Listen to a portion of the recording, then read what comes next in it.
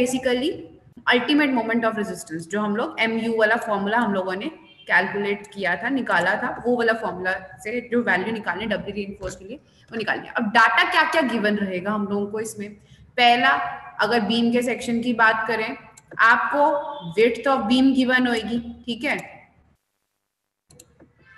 दूसरा depth of beam, अब depth of beam में आपको क्वेश्चन में पता है गिवन होता है, या तो आपको ओवरऑल डेप्थ गिवन होती है, या आप लोगों को क्या गिवन होती है, इफेक्टिव डेप्थ। हाँ बिल्कुल सही, ठीक है। टॉप से लेकर अगर बात करें, अगर आपको रीइंफोर्समेंट गिवन है तो इसके CG तक हम लोगों को क्या गिवन होता है, इफेक्टिव डेप्थ, स्मॉल d जिससे हम उसको डिनोट करते हैं, ठीक है। Next area of tensile and compressive steel, और क्या क्या गिवन होगा यहाँ पे हमें AST टोटल कितना है जो कि हमें पता है, वैसे अगर देखा जाए AST1 प्लस AST2 के बराबर होता है ना। अगर हम डबली रीइंफोर्स की बात करें, हमें AST गिवन होगा, और जो ऊपर कंप्रेशन जोन में जो हमारा स्टील लग रहा है उसके बारे में इंफॉर्मेशन गिवन होगी। या तो आपको गिवन होगा कि नंबर ऑफ बार्स कितने हैं, या फिर आपको डायरेक्ट एरिया गिवन होगा।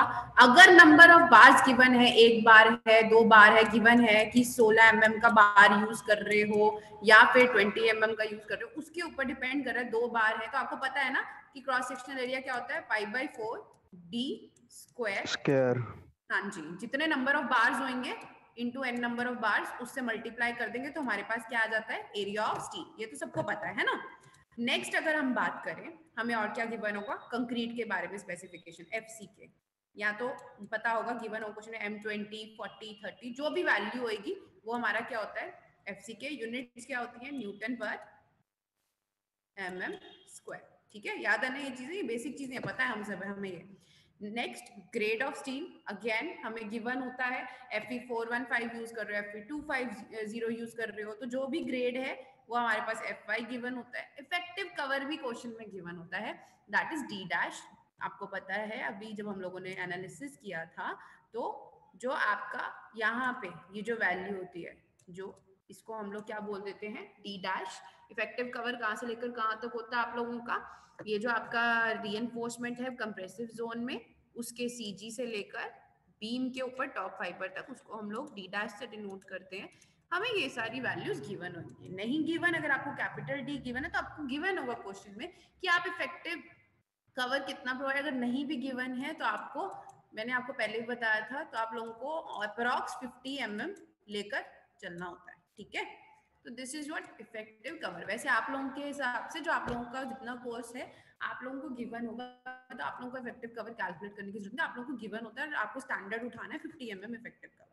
ये आप लोगों को बेसिक डाटा क्या होगा, गिवन होगा, ठीक है।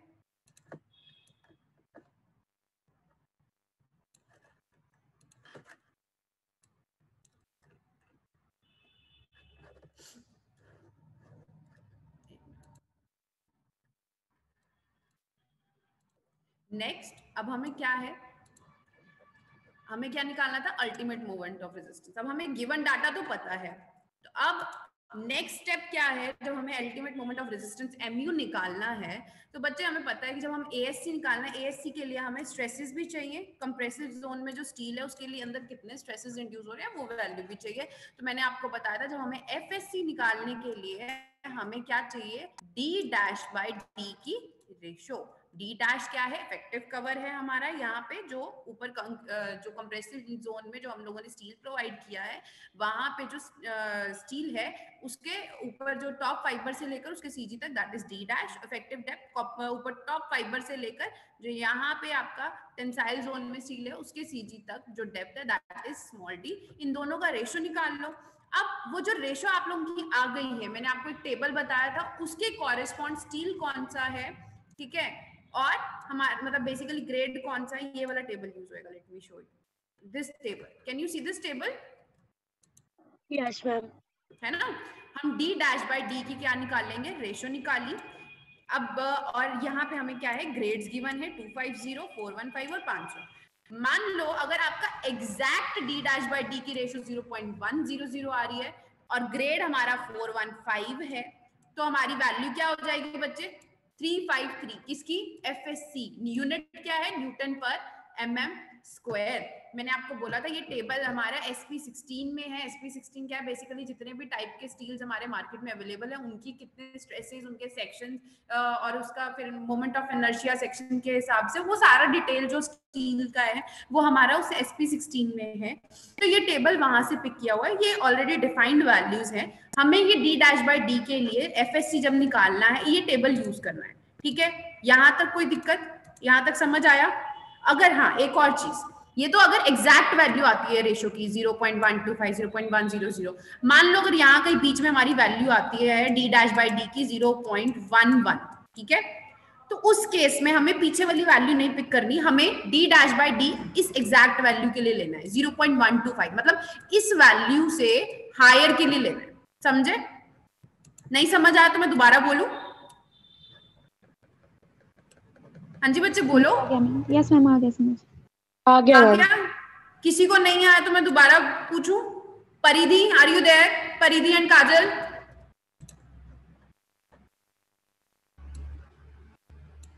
देखो अगर तुम्हारे नंबर आते हैं ना तो प्लीज मेरे साथ इंटरएक्टिव भी रहा करो। मेरे को तुम्हारे नंबर देखकर ही फिर ऐसी फीलिंग आती है कि क्लास में तो कुछ बोलती नहीं है, कोई डाउट पूछती नहीं है, तो please try and be interactive also. कहाँ है ये दोनों? Not there.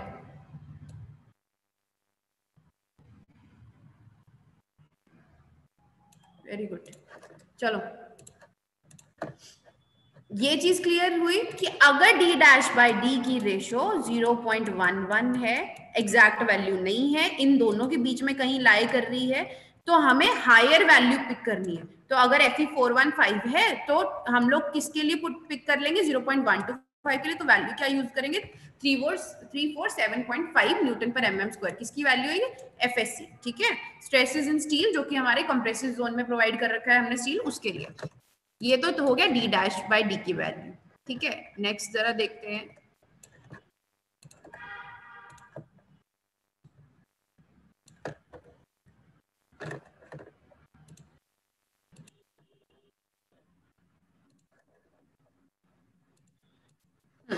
नेक्स्ट हम लोगों ने जैसे XU निकाला था, ठीक है, अब D'/D आ गया तो हमारे पास क्या आ गया? FSC आ गया। नेक्स्ट हमें XU निकालना रहेगा। ठीक है, XU का फॉर्मूला आप लोगों को पता है, 0.87 FY AST minus FSC ASC divided by 0.36 FCK by B। ये वाला फॉर्मूला हम लोगों को यूज करना होता है डबली रीइंफोर्स के लिए। कोई यहाँ पे बताएगा सिंगली रीइंफोर्स में XU की वैल्यू क्या होती थी? प्लीज कोई बताएगा?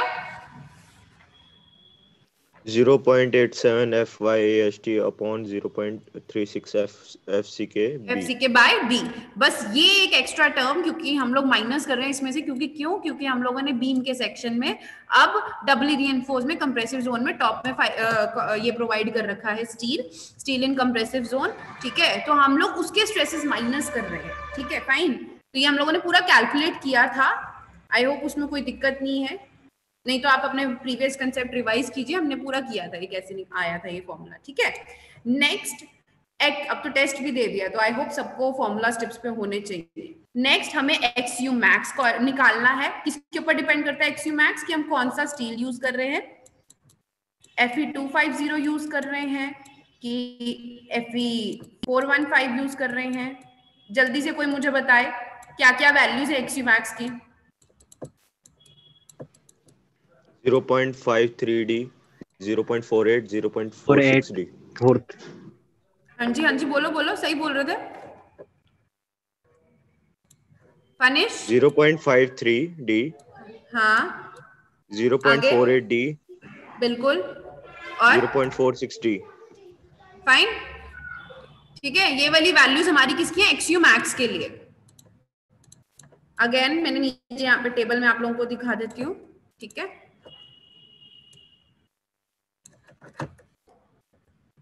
ये वाला टेबल आप लोगों को सिंगली रीइंफोर्स्ड बीम में बताया था। अगर हम लोग ग्रेड यूज करें Fe250, उसके कॉरेस्पॉन्ड XU मैक्स कितना होता है? 0.53D।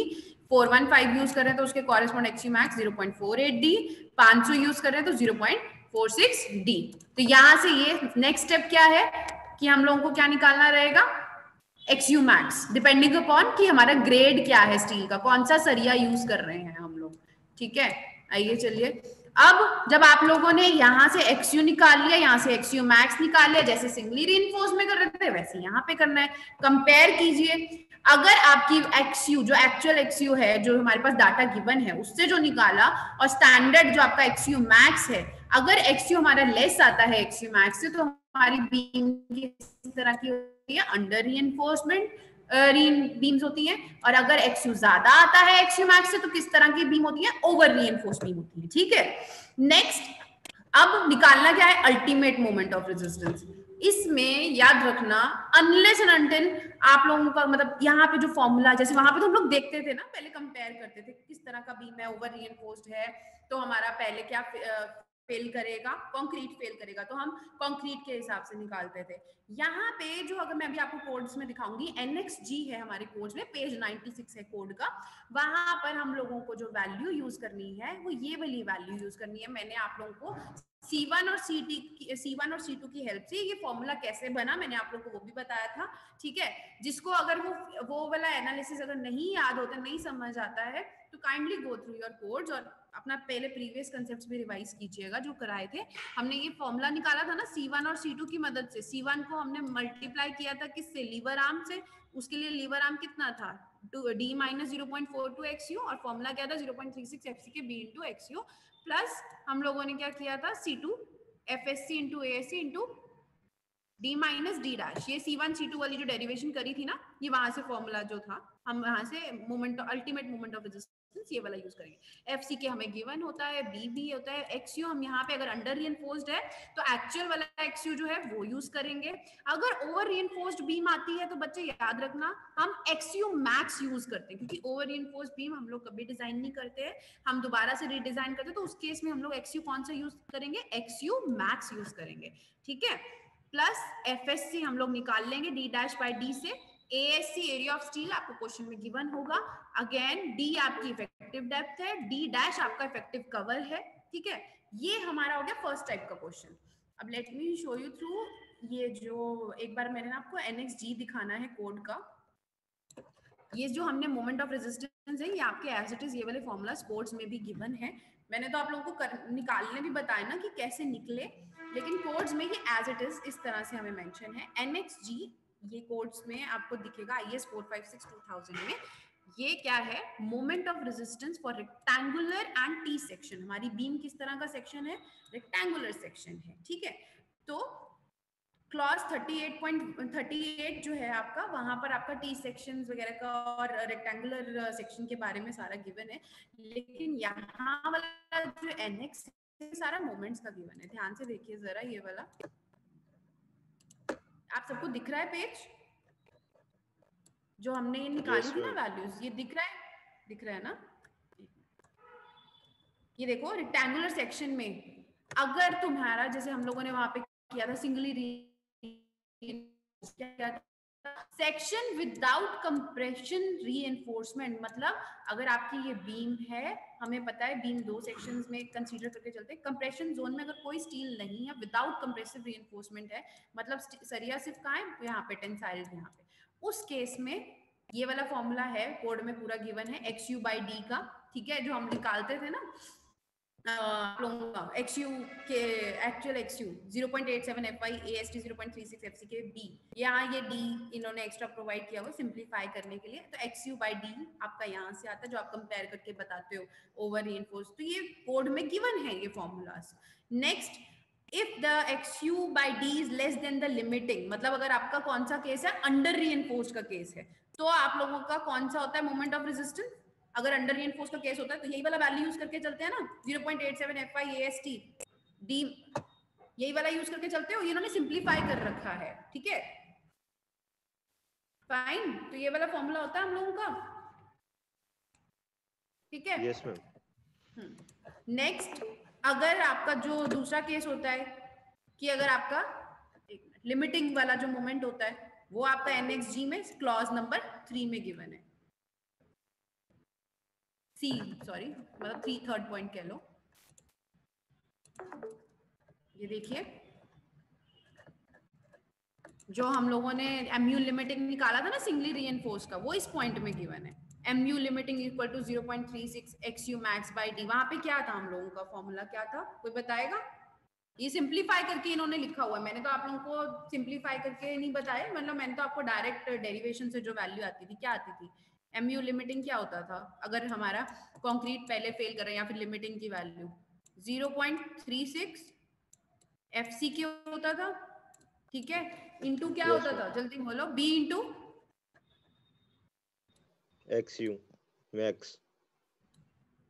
XU मैक्स, ब्रैकेट में क्या होता था लीवर आर्म कितना होता था D माइनस 0.42, सही बोल रहे XU मैक्स, यही फॉर्मूला होता था ना। तो इन्होंने क्या किया, कुछ नहीं किया, सिंप्लीफाई किया, इन्होंने D को बाहर कॉमन ले लिया, ठीक है, फॉर्मूला ये सेम है, ये वाला और ये वाला फॉर्मूला सेम है, इन्होंने बस सिंप्लीफाई किया हुआ है। इन्होंने क्या किया, डी को बाहर ले लिया, जब डी को बाहर कर दिया तो यहाँ पे क्या रह गया ब्रैकेट में 1, ठीक है, और डिवाइड में क्या हो जाएगा XU max bye D, D बाहर ले लिया ना तो XU मैक्स बाय डी हो गया, FCK वही है, ठीक है, बी भी वही है, और क्या किया ऊपर नीचे दोबारा से मल्टीप्लाई कर दिया डी से, तो वो क्या बन गया आप लोगों का BD² FCK। तो formula is same MU limiting का, तो ये आपके कोड्स वाला फॉर्मूला इज आल्सो सेम, बस उन्होंने क्या किया थोड़ा सिंप्लीफाई, डी को बाहर ले लिया, कॉमन कर दिया ब्रैकेट में, हमने बीच में ही रहने दिया था, ठीक है, क्योंकि हमने रॉ फॉर्मूला रहने दिया था, हमने उसको बाहर सिंप्लीफाई नहीं किया था,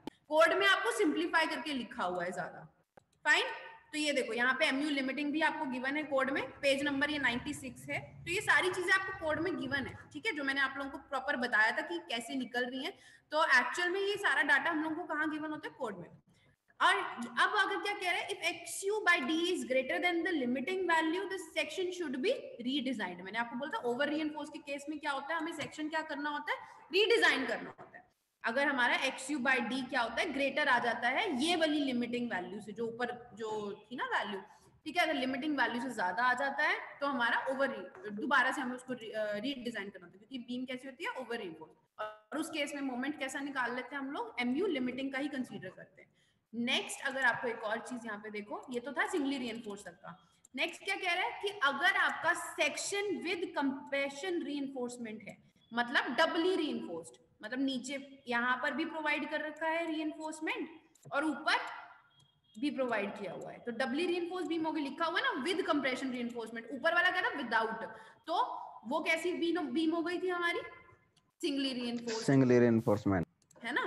तो इस केस में क्या है, कोड में आपको जो भी हम लोगों ने फॉर्मूला निकालने सीखे थे ना डबली रीइंफोर्स के, वो भी यहाँ पे गिवन है, ये देखो, बस यहाँ पे इन्होंने क्या कर रखा, थोड़ा जो लैंग्वेज है थोड़ी टफ है, हम लोगों ने जो करी थी थोड़ा सिंप्लीफाई करके और इजी फॉर्मेट में निकाला था ना, वहां पे हमारा फॉर्मूला क्या आ रहा था, ठीक है, यहाँ पे इन्होंने शॉर्टकट में ऐसे करके लिख दिया MU माइनस MU लिमिटिंग, हम लोगों ने क्या निकाला था, MU equals to MU limiting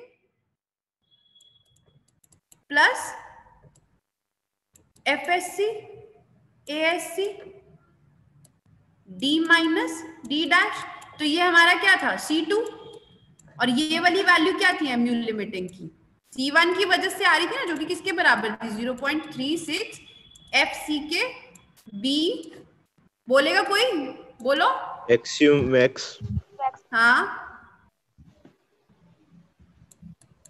आगे D माइनस 0.42 XU, बिल्कुल सही, ठीक है, तो ये भी कोड्स में हम लोगों को गिवन है, MU लिमिटिंग यही होता है ना इसके लिए, सिंगली रीइंफोर्स के लिए, तो ये क्या है यहाँ पे, ये MU लिमिटिंग इधर नेगेटिव में, तो इधर चला जाएगा तो प्लस में हो गया ना, तो यहाँ पर आप लोगों को ये वाला, और यहाँ पे क्लियर कट लिखा है कि जब हमारा जो हम लोग निकालते हैं ना एक्सीड्स दी लिमिटिंग वैल्यू, ठीक है, यही किया था ना, अगर हमारा MU एक्सटर्नल मूवमेंट क्या होता है, बढ़ जाता है लिमिटिंग वैल्यू से, तब हम जो बीम प्रोवाइड करते हैं कैसी करते हैं, डबली रीइंफोर्स, देखो यहाँ पे लिखा है exceeds the limiting value, MU limiting compressive reinforcement may be obtained, ये वाला फॉर्मूला हमारा यूज होएगा, ठीक है।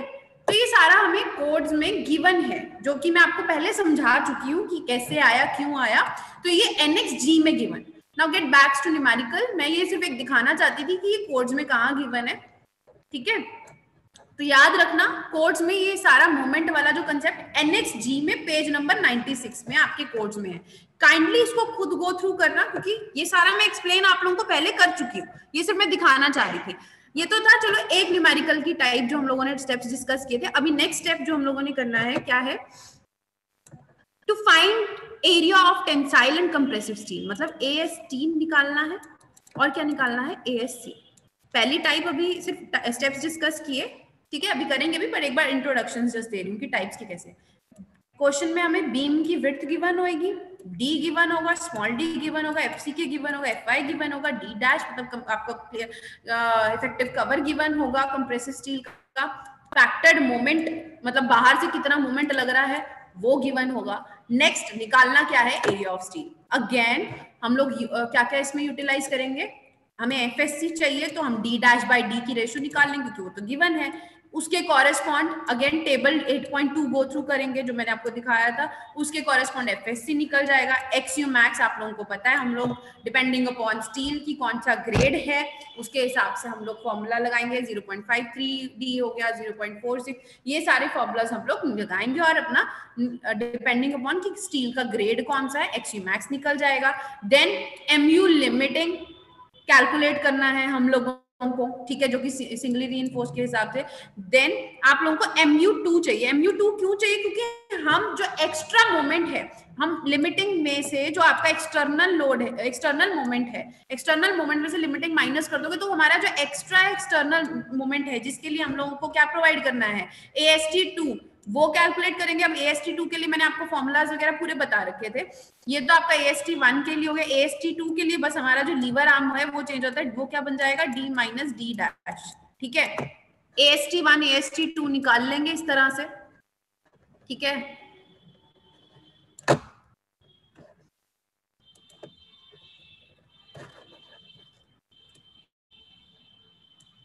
ये थे ना हमारे फॉर्मूलाज AST1 और AST2 के लिए। AST2 के लिए MU2 अभी देखा कैसे निकाला था, ठीक है। देन इसके लिए lever arm D minus D dash था, तो ये फॉर्मूला याद रखने को मैंने आपको बोले थे AST2 के लिए। एंड देन कंप्रेसिव स्टील के लिए MU2 and again FSC into D minus D dash, ठीक है। ये हम लोग निकालेंगे यहाँ से। ये दो टाइप के न्यूमेरिकल्स करने हैं। चलिए जरा, ये तो सिर्फ एक थ्योरी का डिस्क्रिप्शन था, अब जरा न्यूमेरिकल करके देखते हैं।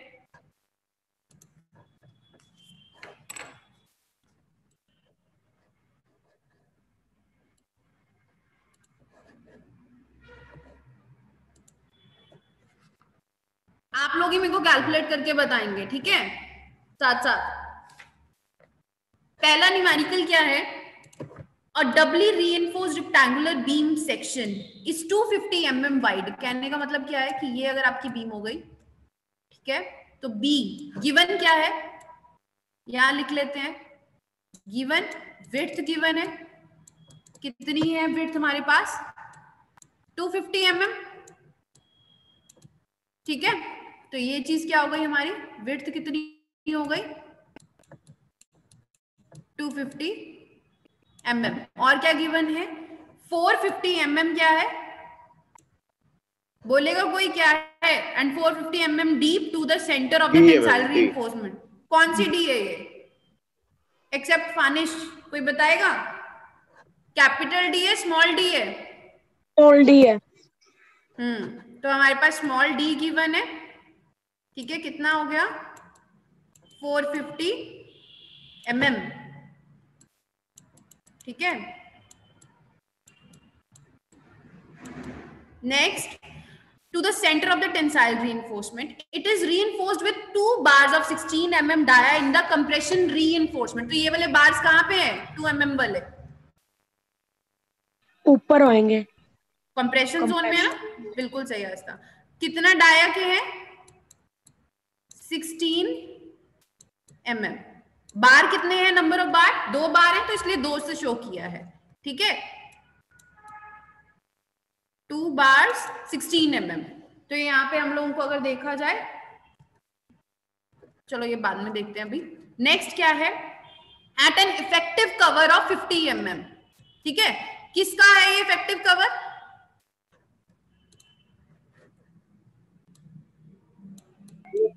कंप्रेशन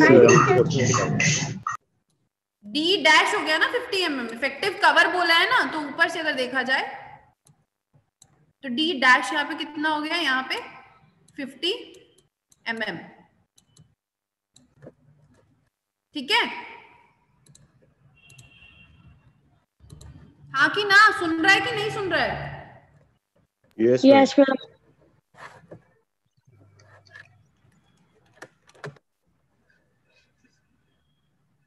चलिए नेक्स्ट क्या है, and 4 bars of 25 mm dia as a tensile steel. तो ये 4 बार कहां पे लगेंगे?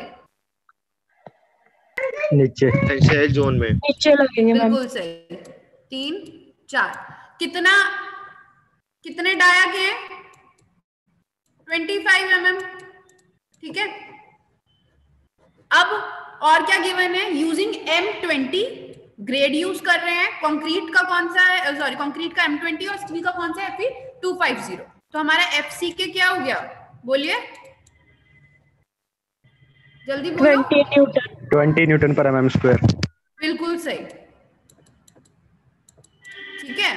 और FY क्या हो गया, 250 न्यूटन पर mm स्क्वायर। बिल्कुल सही, ठीक है, यूनिट सेम है। नेक्स्ट क्या कह रहा है, कैलकुलेट करने को, फाइंड क्या करना है, ultimate moment of resistance of the beam section, मतलब MU निकालना है हम लोगों को, यही निकालना है, ठीक है। अब मेरे को आप लोग खुद बताइए, हमें ये डाटा गिवन है, एरिया ऑफ, अब ये देखो क्या क्या निकालना रहेगा, खुद बताओ पहले, अभी स्टेप्स देखे थे। पहले तो हमें एरिया ऑफ स्टील निकालना पड़ेगा कंप्रेशन वाले में, उसके बाद टेंसाइल वाले में।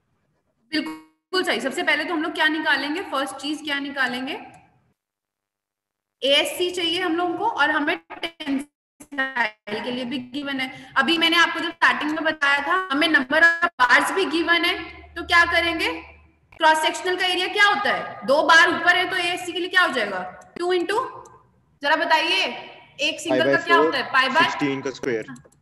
बिल्कुल सही, जरा कैलकुलेट करके बताइए कितना आया, 401.92 mm स्क्वायर। देख लीजिए, 40 पक्का, यस मैम।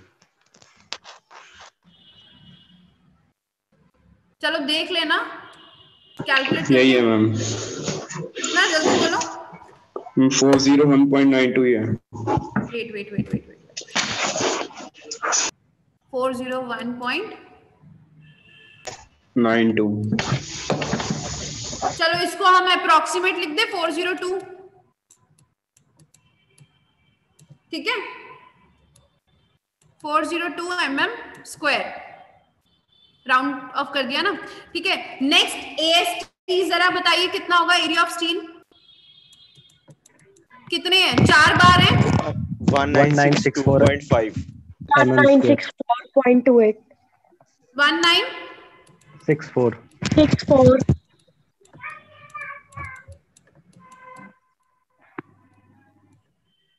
64 एग्जैक्ट आ रहे, 0.28 एक मिनट, 4 से 4 तो कैंसिल हो रहा है, इंटू 25 स्क्वायर, 1963.49 आ रहा है ना, 1962.5 आ रहा है मैम मेरा तो। पता नहीं मेरा जो आ रहा है दैट इज नॉट 4, 1963.49 आ रहा है, काइंडली चेक। मैम 1964 ले लो अप्रॉक्स ले लेंगे, कोई चक्कर नहीं, बट 64 इतना भी नहीं होगा ना, देखो 9 है ना, तो 9 को जब आप अप्रॉक्स कर दोगे तो ये 5 बनेगा ना, ठीक है। नेक्स्ट नंबर के लिए करते हैं तो 50 बनेगा, तो या तो अगर 5 से बड़ी वैल्यू होती तो 4 पिक कर सकते थे, तो ये अगर आप राउंड ऑफ भी करते हो, लेट इट बी 4 लेकर करना चाहते हो 4 लेके कर लेना, 1963 ले लो मैम, 1963 पॉइंट अप्रोक्स 1963 ले लेते हैं।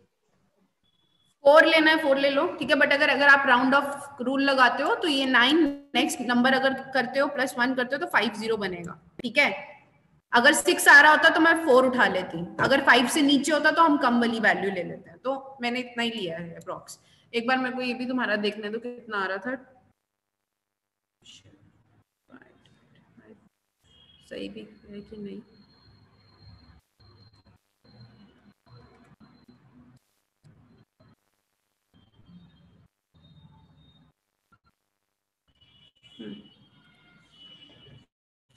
It is coming out to be 402.123, ये वाला।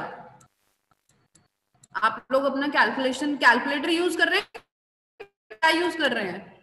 साइंटिफिक कैलकुलेटर है मैम। कैलकुलेटर है, दोनों अलग आ रहे हैं। मेरे पास भी हाथ में कैलकुलेटर ही है, 402.123 आ रहा है। मेरे पास भी हाथ में कैलकुलेटर है। I am also calculating through calculator. चलो एएससी और एएसटी आया, काइंडली चेक। एफएससी एफआई हमारे पास है। नेक्स्ट चीज मैंने आप लोगों को क्या बोला था, हमें चाहिए क्या है? और एफएससी चाहिए ना। एफएससी के लिए क्या करते हैं? D dash by D. हाँ जी बोलिए। Yes ma'am. Yes. D dash by D किया। डी डैश कितना है? 50 upon 450। 50 है। 50 अपॉन 450 स्मॉल डी 450 है ना। तो कितना आ रहा है रेशो? 0.11। ओके, आ रहा है सबका ये? Yes ma'am. Yes ma'am. Yes ma'am. चलो it's a ratio, sorry it's a ratio. ठीक है, कितना आ रहा है? चलो 0.11। अब स्टील कौन सा है? Fe250। बच्चा थोड़ा शोर आ रहा है रोहित। हाँ, डी डैश बाय डी। अब अगर टेबल को गो थ्रू करें तो, और स्टील कौन सा है हमारा? Fe250।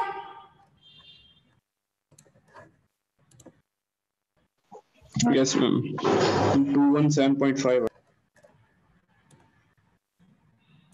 हमारा वैल्यू आ रहा था 0.11। तो देखो मैंने आपको पहले भी बताया था, इसीलिए बताया था, यहाँ पे 100 है, यहाँ पे 0.125 है। तो कौन सी वैल्यू पिक करेंगे 250 के लिए? ये 250 है, 250 के लिए कौन सी पिक करोगे? 217.5। 217.5। ठीक है, वैसे तो दोनों के लिए सेम है, बट लेकिन हम अगर कोई और वैल्यू होती, जैसे यहाँ पे 415 है, 415 के लिए दोनों वेरी कर रही है, 347 और 353 आ रहा है ना। लेकिन अगर मैंने बोला यहाँ पे बीच में लाई कर रही थी 0.11, तो ये ना, इस 10 एग्जैक्ट जेड तो नहीं आया, तो हम हायर वैल्यू पिक करेंगे। हायर वैल्यू पिक करके तो कौन सी होगी Fe250 के लिए? 217.5 हमारा क्या है? एफएससी है। क्लियर? कौन से टेबल से पिक किया ये ध्यान रहेगा। Yes ma'am. चलिए